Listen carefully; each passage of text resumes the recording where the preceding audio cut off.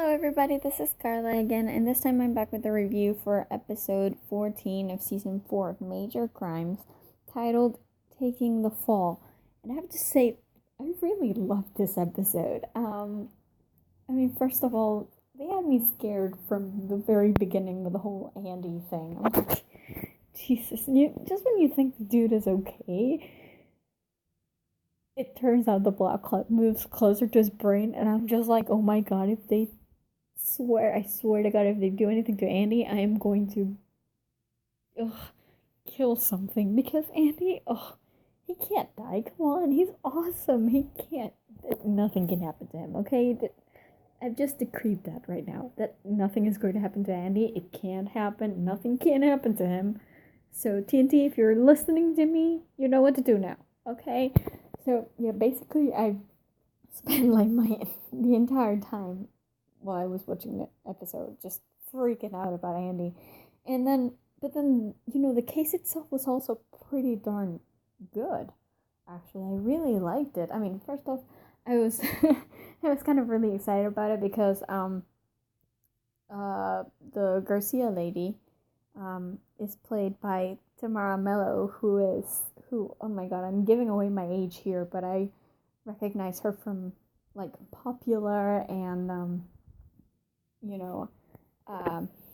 she's all that, and all a bunch of old 90s movies that are just basically my entire childhood. So when she came on screen, I pretty much freaked out because I love her and I haven't seen her in such a long time. So I was really excited to see her around, and from that point on, I was hooked into the episode. Also, the the husband, in this case, or her fiance, actually, he does a lot of guest spots and procedurals, and he always seems to play the same kind of dude. Because I had the strangest case of deja vu through this episode, that I had already seen this happen somehow. Like, I had already seen him beat up someone, and then it turned out he wasn't the killer. So I don't know when it was exactly. I'm gonna have to look it up. But I could swear that guy, I've seen him do the exact same, like, type of character somewhere else. I don't know, maybe it's just a weird deja vu sense that isn't really correct, but I could have sworn, guys, I swear to God. But it was interesting because, the first thing that drew me to the actual case, was just the fact that the wife seems so in shock. And it seems so genuine, too, so I was totally bought into the idea that, she was actually in shock because her husband was killed. She was so out of it, So by the time the end of the episode comes around, and it turns out it was her, I'm like, what? It caught me totally by surprise. So, in that sense, it's already a win, because I totally did not see that coming. I thought she was genuine. She was great. Really great performance there. But just the idea that I totally did not see that coming. I knew it wasn't the fiancé. Like, him, I believed from the get-go. I thought it would be the Garcia woman, though. Like, I was sure. And then it turns out it was the wife. I'm like, really? Wow. It really blew me away, because I did not see that coming. I thought she was sincere. I really thought she was. But at the same time, there's that. So, yeah, and there's also the fact that, it wasn't just your typical premeditated murder. There was an element of premeditation, but at the same time, she's a victim, right? So it's one of those things where it's not black and white at all, and it kind of leaves you thinking at the end, like, okay, I understand that she planned on killing him, like, she knew how to do it, when to do it, when the moment would be right for her to do it and still get the money.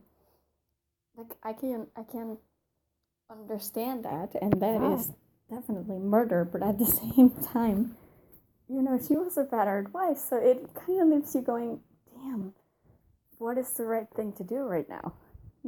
So, I like it when cases actually leave you like that. Like, there's an internal debate within your mind, just, raging on because you don't, even you as a viewer don't know what the right thing to do is. And I feel sorry for Andrea, actually, because I don't think she's going to win in court with murder. I mean, I would charge her with murder. I don't think she's going to win, though, because, remember, it's all about the jury.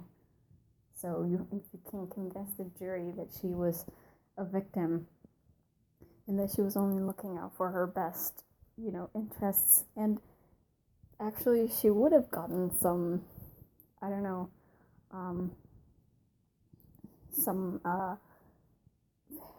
what's the name, when the judge declares that you were wronged somehow and they have to make amends.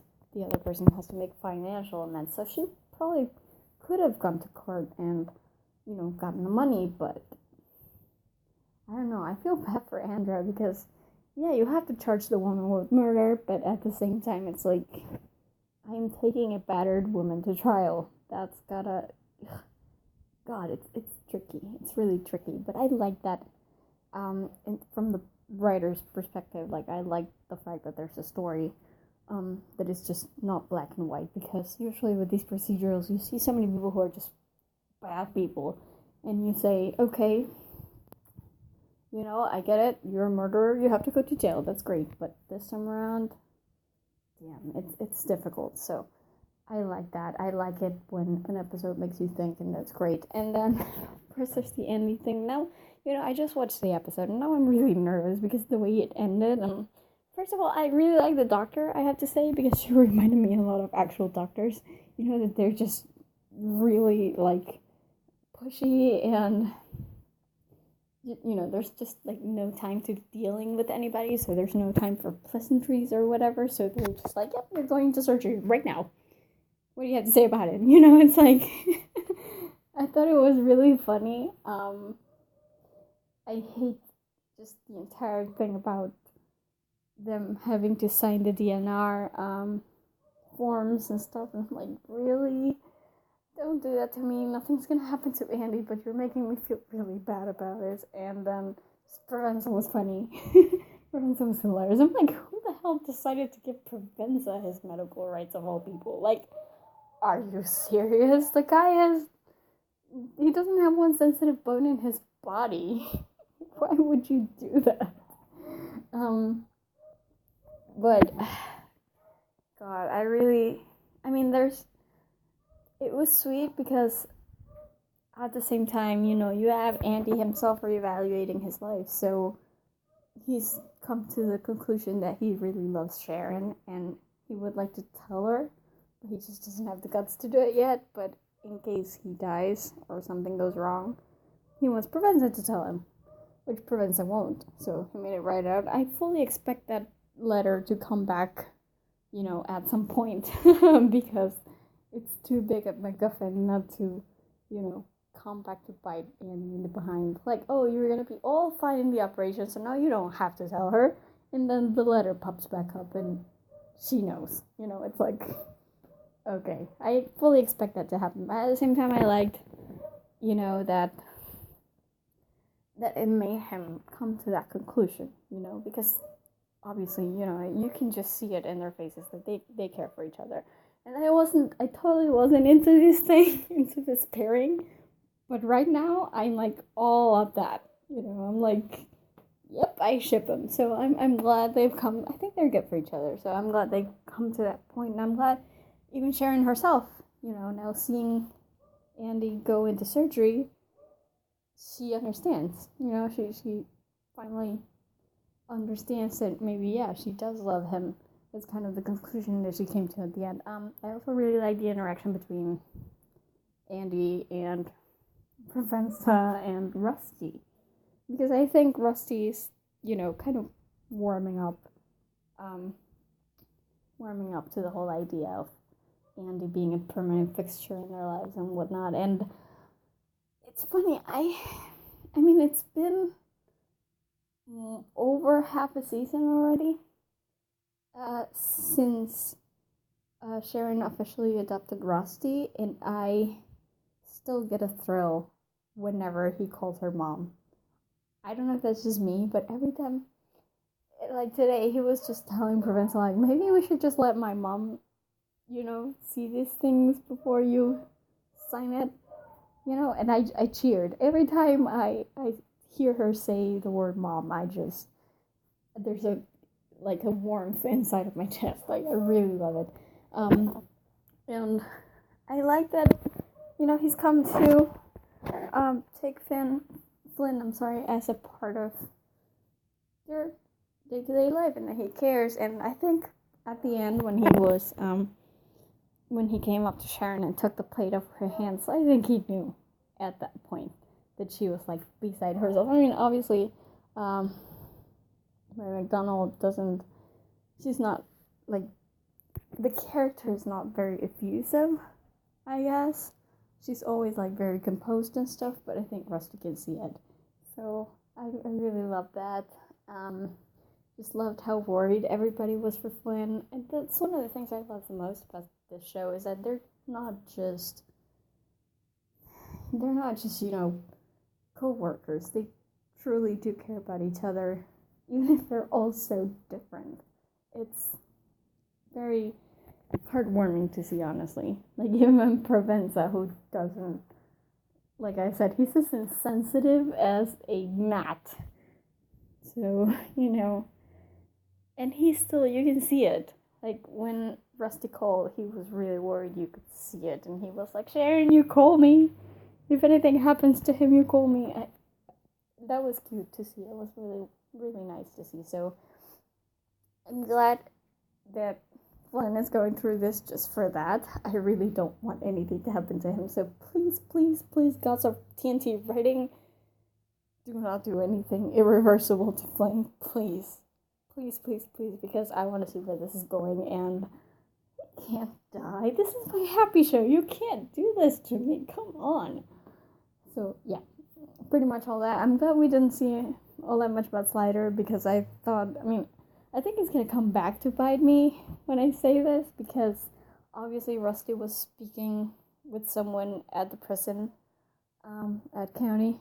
I'm guessing that's Slider, but we didn't actually hear it, so I'm glad we had like that one episode of respite, without the Slider thing, because I think it's going to get heavy. But I fully intend on that I fully assume that that's going to come back soon enough, because I do think they're heading into a death penalty kind of sub arc there, and this Andy thing is going to be momentary, so because it will be momentary, I guess it will come back, the Slider thing, at some point. But all in all, it was a really good episode. I really enjoyed it. It was very emotional. Even the case itself was great. And lots of familiar faces, like the dude who always plays the same part, and then Tamara Mello, whom I love. Like, she's just like an icon from my childhood. So it was good to see her, and just the emotional part of it, the fact that everybody cares so much about Andy and all that he's going through. I hope that he's going to be okay. I mean, come on, they can't kill Andy. You just don't do that to people, okay? I'm in denial. La, la, la, la. It's not gonna happen. So, yeah, Andy's gonna be okay, and I can't wait to see them, confirm that in the next episode, because it's going to be confirmed. That's about it from me for the moment. If you want to hear more major crimes reviews, we have reviews for the previous chapters of this half of the season up at our website, thegeekypub.com, so be sure to visit. And we also have other reviews for TV shows, movies, books, ton of stuff in there, so be sure to check it out. Also, be sure to subscribe to our YouTube channel, because that's where you will first come across our reviews. They always are up on YouTube before they go on the site, so be sure to subscribe to get them as soon as we post them. And I will see you guys in my next review. Bye.